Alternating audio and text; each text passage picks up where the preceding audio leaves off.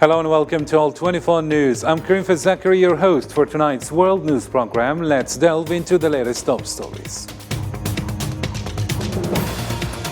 The Palestinian resistance announces an agreement has been reached to extend the humanitarian truce in Gaza for 2 additional days, and Guterres urges urgent humanitarian ceasefire.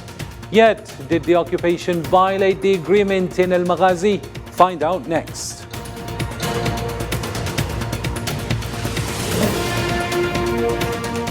Human rights groups expose Zionist forces committing genocide in Gaza and intend to submit testimonies and evidence to the British police.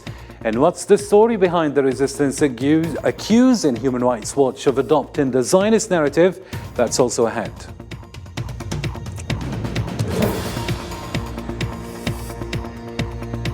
Also coming up, settlements expansion sparks alarm amid Gaza's extermination war. Palestine or Palestinian presidency warns of Middle East destabilization, and the EU calls the move horrific.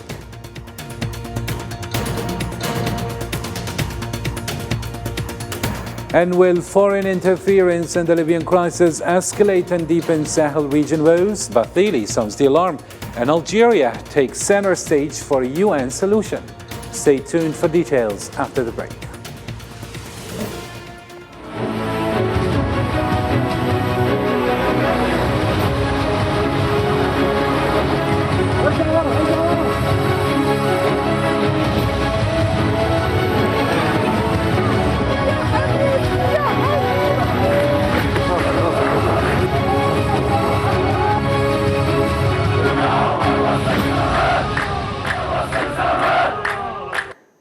Welcome back. First, an in-depth look at the unfolding events in the occupied Palestinian territories. In a joint announcement on Monday, the Qatari Ministry of Foreign Affairs and the Palestinian Hamas movement confirmed an agreement to extend the humanitarian truce in the Gaza Strip. Hamas, in a brief statement on Telegram, disclosed a 2-day extension deal with Qatar and Egypt under conditions similar to the previous ceasefire. Qatari Foreign Ministry spokesman Majid Al-Ansari highlighted that the extended truce aims to facilitate aid entry and prisoner releases. He expressed optimism that ongoing talks could lead to a lasting ceasefire in the region. On Monday, Israeli occupation forces breached the humanitarian truce by firing on Palestinian homes in the central Gaza Strip. The Palestinian news agency disclosed that the gunfire targeted residences east of Al Maghazi camp in the central governorate. This incident follows multiple violations on Sunday, where Israeli forces, in defiance of the truce, attacked 2 farmers working on the land east of Al Maghazi camp. The assault resulted in the death of 1 farmer and the injury of another. In a press briefing at the UN headquarters in New York, Secretary General Antonio Guterres expressed cautious optimism regarding the 2-day extension of the humanitarian truce in Gaza between occupying Israel and Hamas. Guterres acknowledged it as a glimmer of hope and humanity, yet emphasized its insufficiency in delivering crucial aid to Gaza's vulnerable population, calling for immediate action. Guterres urged the transformation of current truce into a comprehensive humanitarian ceasefire. Guterres called on nations worldwide to leverage their influence to bring an end to the tragic conflict and alleviate the suffering of those in the Gaza Strip. In relation to the second, I would say it's a glimpse of hope and humanity in the middle of the darkness of war. And I strongly hope that this will enable us to increase even more the humanitarian aid to the people in Gaza that is suffering so much, knowing that even with that additional amount of time, it will be impossible to satisfy all the dramatic needs of the population in Gaza. As the initial phase of the humanitarian truce concludes, a significant number of Palestinians in the northern Gaza Strip are steadfast in their decision to stay put, resisting attempts by the occupying forces to compel them to relocate southward. Reports indicate that the occupation is obstructing basic services, exacerbating the challenges faced by those who have chosen to remain. Osama Ayadi reports. Despite the looming threat of bombings and surrounded by the remnants of destruction in northern Gaza, Palestinians stand firm, choosing to weather the storm within the confines of their shattered homes in a landscape marred by devastation. These resilient families cling to a semblance of normalcy, their homes reduced to rubble yet serving as a testament to their unwavering spirit. I didn't leave the north. Why would we leave to live in a shelter, where it is cold and raining, and go there without somewhere to stay? No shelter and no one that we know. In addition to this, lack of money is affecting us very much. Undeterred by the dire circumstances, Palestinian families persist with unwavering dedication, striving to meet basic needs and carve out a semblance of normal life in the midst of what were once warm abodes for entire families. Cracked rooms now serve as shelters, providing a fragile refuge for sleep and daily activities in the face of adversity. They unwaveringly reject the suggestion to flee southward, choosing instead to confront their destiny head-on, even as the temporary truce and the fleeting relief of a ceasefire offer a brief respite. We will stay in the north. We will be steadfast. Whatever God has planned for us will happen. Not Israel, nor anyone can scare us. I spend my time during the truce working for people, because there is nothing. Life is difficult. These accounts paint a vivid picture of the unyielding resilience of the Palestinian people. Though the lens of their stories, they illustrate a steadfast commitment to their homeland, a poignant display of their willingness to endure and sacrifice, undeterred by the formidable challenges that lie ahead. Overnight, from Sunday to Monday, Israeli occupying forces detained 56 Palestinians across the West Bank, according to reports from the Palestinian news agency. Al-Khalil saw the highest number of arrests, with 29 individuals taken into custody, while Jabba, near Jenin, witnessed the detention of 6 others. The broader campaign extended to Nablus, Bethlehem, and Ramallah, bringing the total arrests since October 7th to 3,260 Palestinians. And during the 4-day humanitarian truce, the Palestinian Prisoners Club disclosed that occupying Israeli forces arrested 260 Palestinians. The club's media officer highlighted an unprecedented arrest campaign during the truce, encompassing not only the West Bank but also East al-Quds. The raids included acts of vandalism and attacks on detainees and their families in various Palestinian cities and towns.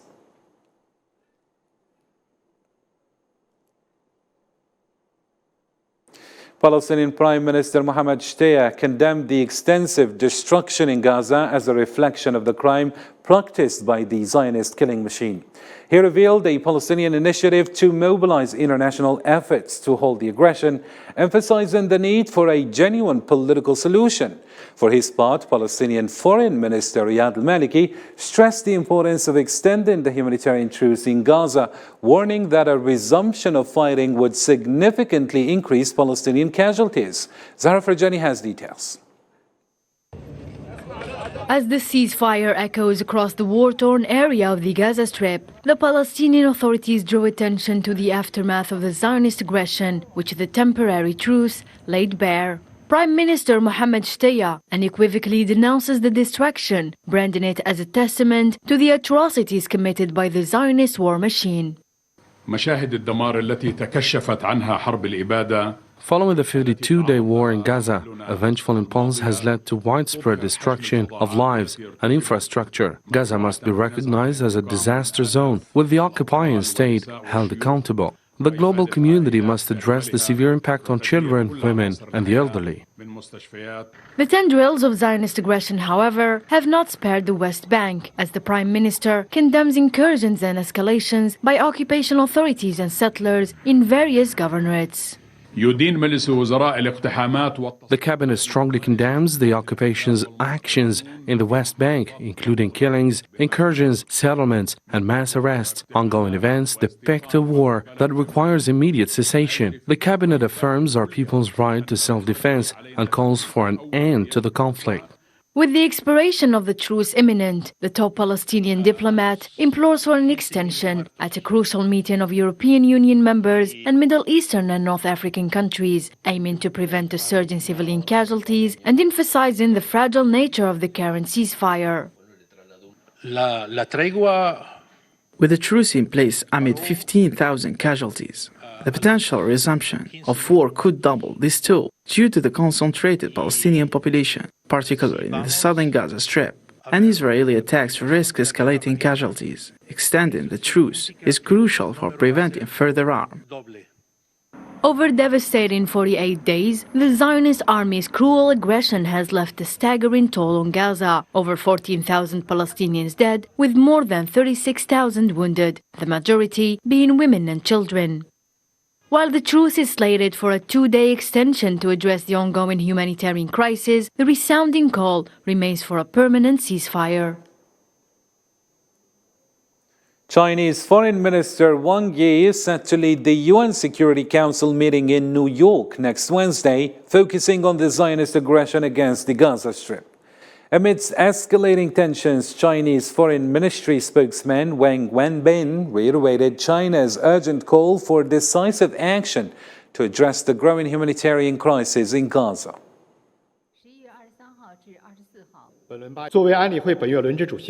As the rotating presidency of the UN Security Council for November, China hopes that by holding the meeting, all parties can have in-depth exchanges, build consensus and take concrete actions to ease the humanitarian crisis in Gaza, realize a truce, protect civilians, and ultimately promote a comprehensive, just and lasting solution to the Palestinian issue through the two-state solution. And in other news, the International Center for Justice for Palestinians claims to have evidence supporting allegations of Zionist genocide in Gaza. They plan to provide testimonies and proof to the British police, asserting that Zionist forces targeted civilians, leading to the deaths of unrelated Palestinian families. The center has set up a special investigation unit to collaborate with the London Police's War Investigation Unit in examining potential war crimes in Gaza.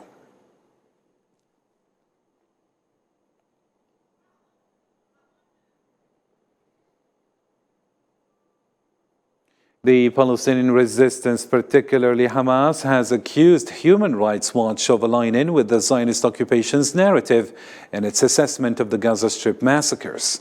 In a statement, Hamas denounced the NGO's report on hospital attacks, signaling out Baptist Hospital, citing a lack of clear material evidence on site, investigations, or interviews with witnesses and competent authorities to support Human Rights Watch's criticism.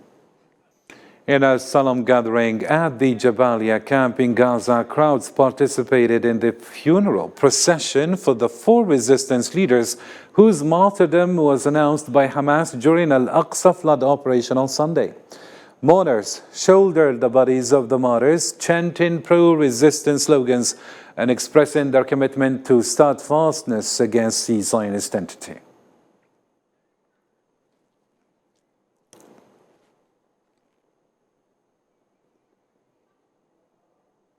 The Palestinian presidency has labeled the Zionist government's approval of a West Bank settlement expansion plan as a dangerous announcement, citing potential repercussions on regional security and stability. Concurrently, the Palestinian Foreign Ministry views this step as an undermining the prospects for two-state solution, disregarding international and American positions that support it.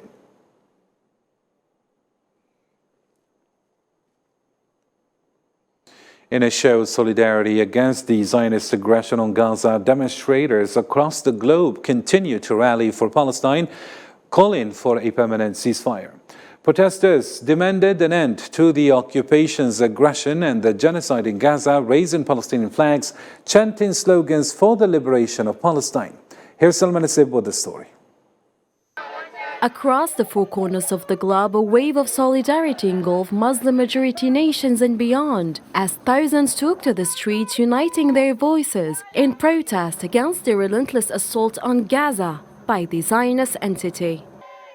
In Spain, before the iconic Sagrada Familia in Barcelona, a passionate gathering unfolded. Thousands fervently called for a lasting ceasefire in Gaza, their hands adorned in red, a strong symbol echoing the bloodshed endured by Palestinians during 6 weeks of relentless bombings. I was passing by and came across this protest here, or rather this stand. I was very passionate and wanted to take part in it. That's it. Free Palestine. Free Palestine. In South Africa, a spirited march unfolded beneath the embrace of a giant Palestinian flag. Protesters, carrying banners bearing messages like "End Israeli Occupation Apartheid" and "Freedom for Palestine," declared their unwavering solidarity with the besieged Gaza Strip. Coming here today, we mothers feel it the most. All the children in the world are our children, and we feel the pain, we feel the suffering, we feel what they feel in their hearts. And I can't even begin to imagine the strength they have to move on and relocate and just go to other places. In central London, over 100,000 demonstrators rallied for the Palestinian cause. For the 7th consecutive week, the streets resonated with their unified voices, echoing demands for a complete ceasefire. It is devastating to see all the children that have been massacred. And it's just, as far as I'm concerned, something that we need to stand up together within the country to make it clear that what's happening is unacceptable, to pressure our government. In New York City, a determined crowd seized both lanes of Manhattan Bridge in a resolute rejection of Zionist aggression, closing the bridge for 4 hours on one of the year's busiest travel days. Demonstrators made a powerful statement against the brutality in Gaza. As the sun sets on these global demonstrations, the collective roar of solidarity for Palestine reverberates across continents, demanding a lasting ceasefire and an end to the Israeli occupation.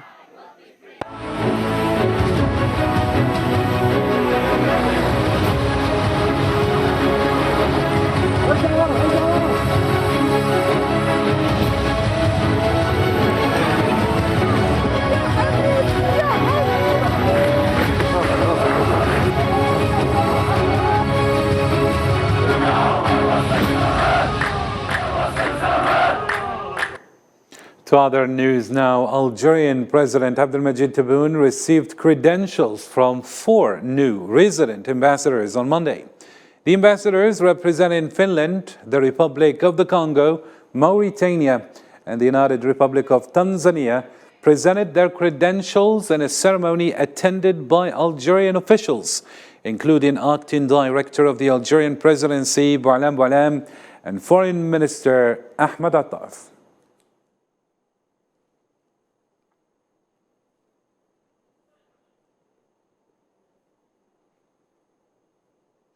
During a meeting with UN envoy Abdullah Bathili, Algerian Foreign Minister Ahmed Attaf reiterated support for global initiatives to end the Libyan crisis and to restore the nation's role. Mr. Attaf praised collaborative efforts under the UN and African Union, describing them as interconnected and complementary. Sofian Kanturi reports. United Nations envoy to Libya Abdullah Bathili was welcomed in Algeria on Monday to hold consultations and coordinate on developments on the Libyan issue.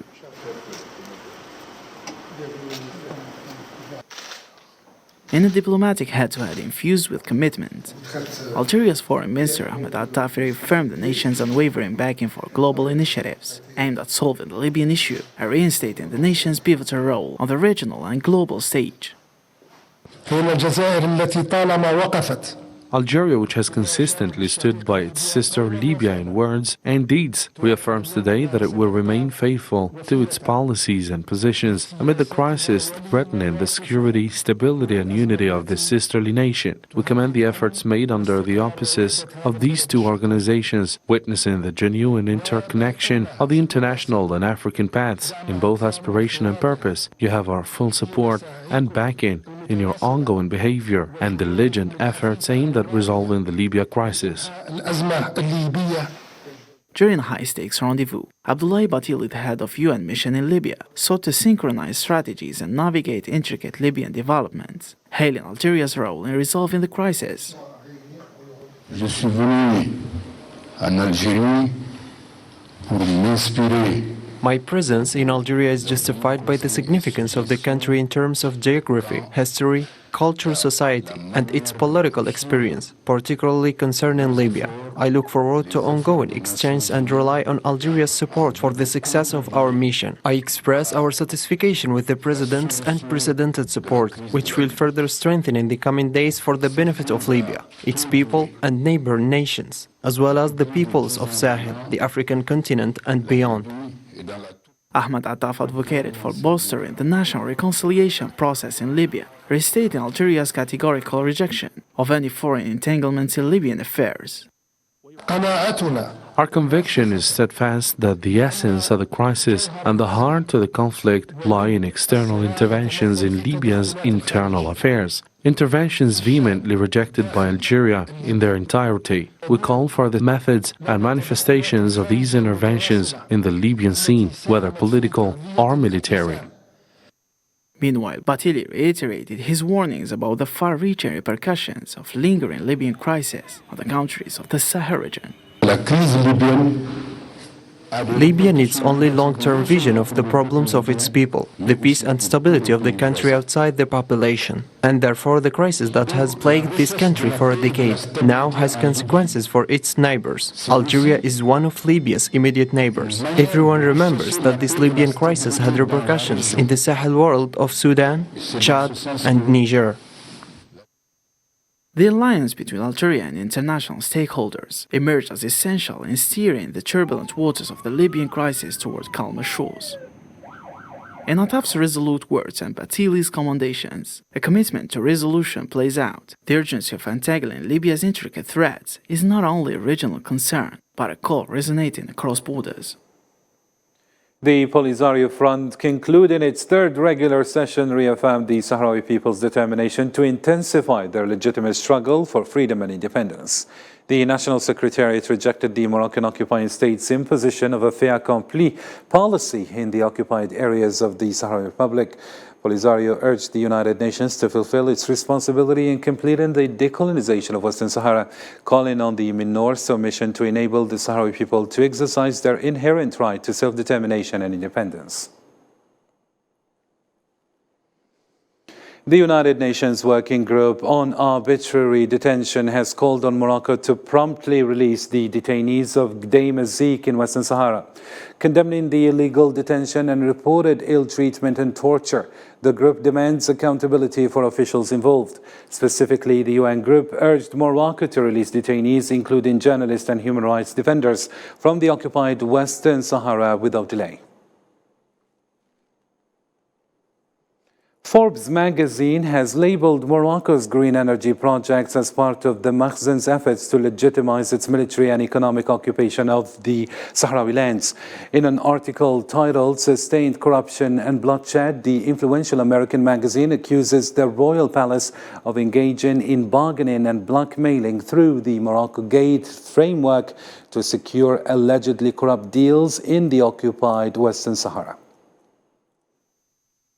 About 81% of the lands allocated to embrace green energy projects set by the Moroccan government in the 2024 budget are located in Sahrawi lands under military occupation. The Moroccan government is very aggressive in exerting pressure on Europe to the point of committing illegal activities such as offering bribes to European officials. The monarchy is desperately seeking to turn Western Sahara into a profitable project in order to legitimize its illegal occupation of it. The Russian Ministry of Defense declared on Monday that it successfully thwarted a new Ukrainian attack in the southwest of the country. According to a statement, Russian defenses intercepted and shot down a Ukrainian drone over Rostov province, preventing the attack on Russian territory.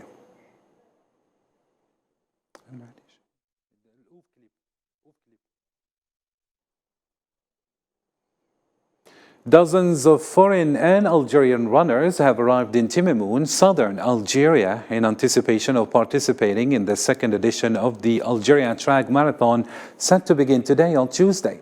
The competition covers a route spanning 180 kilometers through the municipalities of Timimoun and Ouled Said, with 3 stages of varying distances based on the capabilities of each runner category.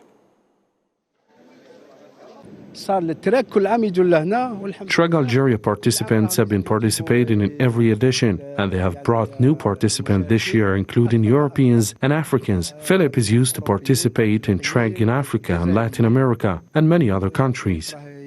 There are European, African, and of course Algerian athletes who participate in Timimoun Marathon.